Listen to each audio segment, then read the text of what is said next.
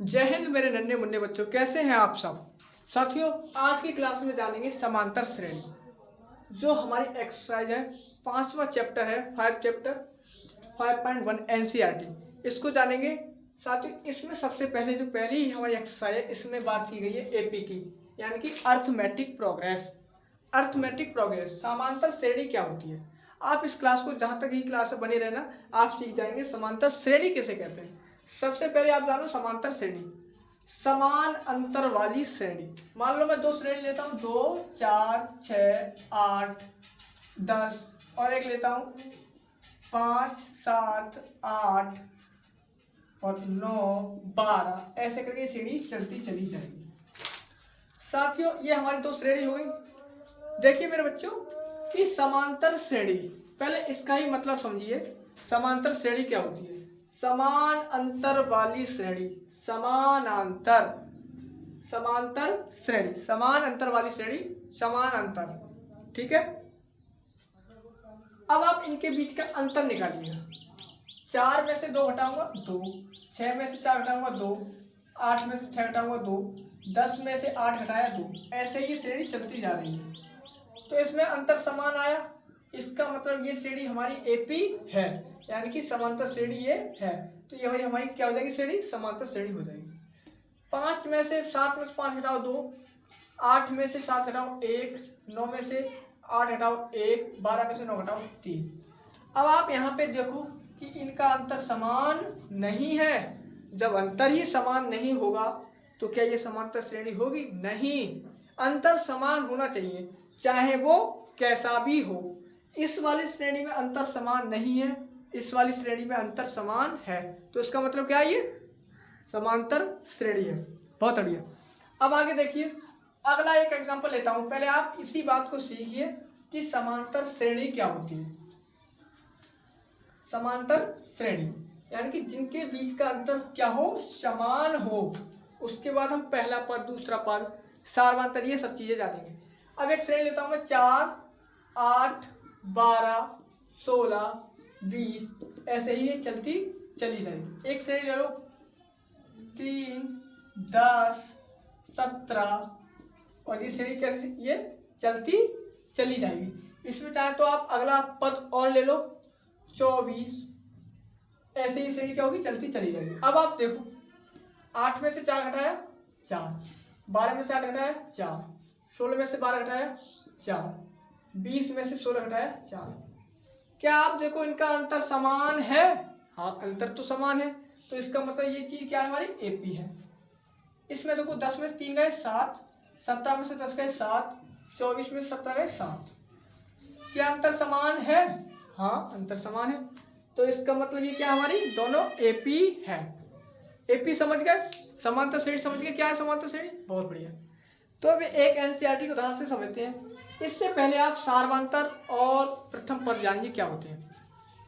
साथियों, जो इसमें जो अंतर पाया जाता है सार्वंतर, सब में अंतर समान, उसे बोलते हैं सार्वंतर। सार्वंतर,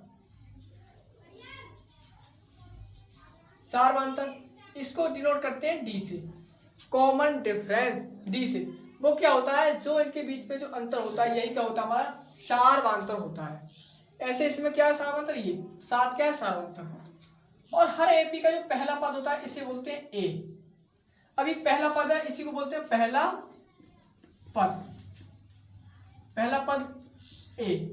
यदि आपसे पूछ लिया दूसरा पद तो वो हो जाएगा A2। पहला पद A1 तो दूसरा A2।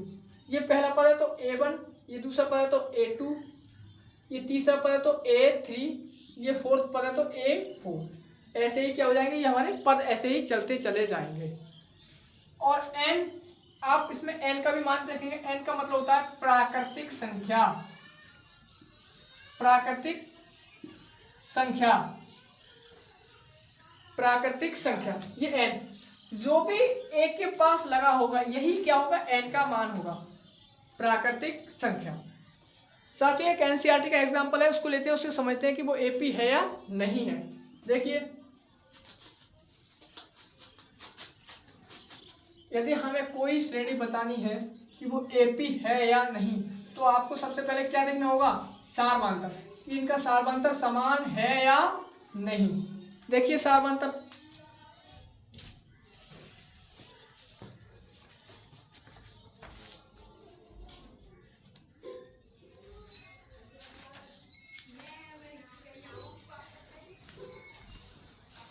साथियों ये हमारी एनसीईआरटी की किताब है, इसमें एग्जाम्पल दे रखे हैं, इनको करिए। इसमें एग्जाम्पल क्या है, पहला ही कि बताइए कि ये श्रेणी एपी है या नहीं। 4, 10, 16, 22। देखिए साथियों ये सवाल एनसीईआरटी का एग्जाम्पल है, एग्जाम्पल नंबर 1 है। देखिए सबसे पहले इनका सारवांतर निकालिए। डी, सारवांतर कैसे निकलता है, डी ये निकलता है दूसरा पद माइनस पहला पद। पहला पद मैंने क्या बताया था, इसमें से आप ये घटाएंगे तो क्या निकलेगा, सारवांतर निकलेगा। 10 में से 4 घटाए 6, 16 में से 10 घटाओगे 6, 22 में 16 घटाओगे 6, ये क्या आ गया, सारवांतर। अब आपको करना कैसे, आपको इस प्रकार करना है। तो डी बराबर पहला पद, दूसरा पद क्या है, ये वाला a2 माइनस पहला पद a1। तो डी बराबर पहला दूसरा पद क्या है 10 माइनस पहला पद a1 क्या है हमारा 4। डी में से 10 में से 4 गया 6, तो एक क्या आ गया हमारा आंसर 6 आ गया।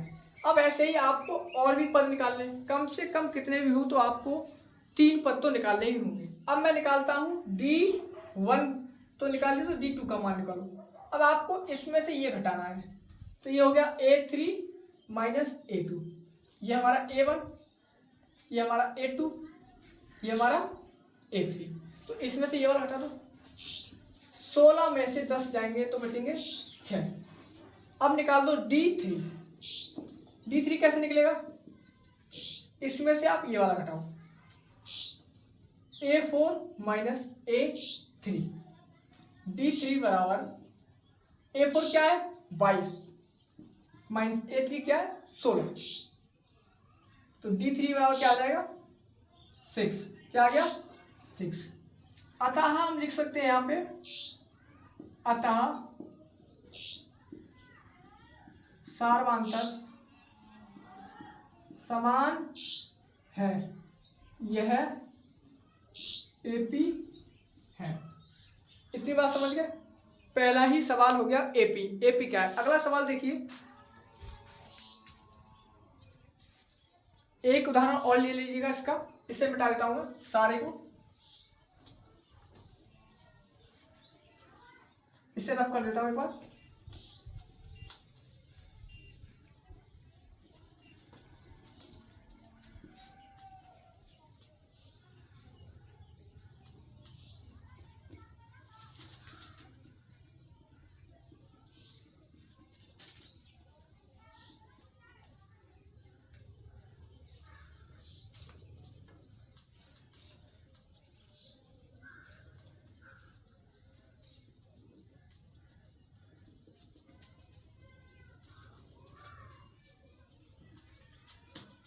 देखिए हमारा अगला एग्जाम्पल क्या है, अगला एग्जाम्पल हमारा दूसरा है 1, -1,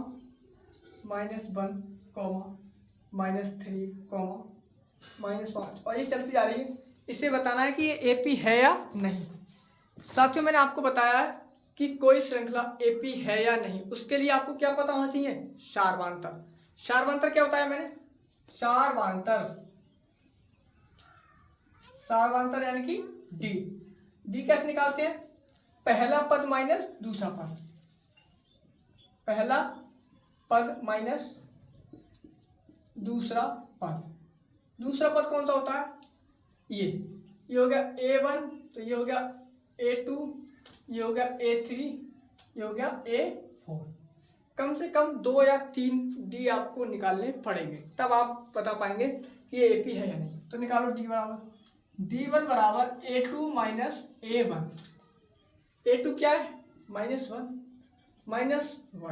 ये वाला। तो D1 बराबर क्या हो गया -1, -2। आगे देखिए अगला निकालिए D2, A3 माइनस A2 यानी कि A3 माइनस A2। A3 क्या है? -3 माइनस का 1 माइनस का 3 माइनस माइनस प्लस का 1 माइनस के 3 में से 1 जाएगा तो बचेंगे माइनस के 2। ये आ गया D2 बराबर। आगे अब निकालिए D3। A4 minus A3। इसमें से ये वाला हटा दो। -5 में से माइनस का 3 जाएगा तो -5 माइनस माइनस प्लस का 3। आगे माइनस माइनस प्लस, माइनस के 5 में से 3 गए, माइनस का 2 बचा। क्या सारवांतर समान आया है? हाँ, ख्याल दो। सारवांतर समान है, अतः यह एपी है। आप में से कौन कौन समझ गए कि यह एपी है? किसी भी संख्या को आपको यह बताना है कि ये एपी है या नहीं, समांतर श्रेणी है या नहीं, सबसे पहले आप उसका सारवांतर निकालिए, यानी कि कॉमन डिफरेंस निकालिए, डी का मान निकालिए। डी का मान कैसे निकलता है? इस वाले पद में से ये घटा दो, इसमें से ये घटा दो, और यही संख्या क्या होगी? हमारी चलती चली जाएगी। बस यही क्या हमारा डिफरेंस है। तो आप समझ गए सारवांतर श्रेणी। ऐसे ही और वीडियो जानने के लिए और इन्फॉर्मेशन जानने के लिए हमारे चैनल को सब्सक्राइब जरूर करें।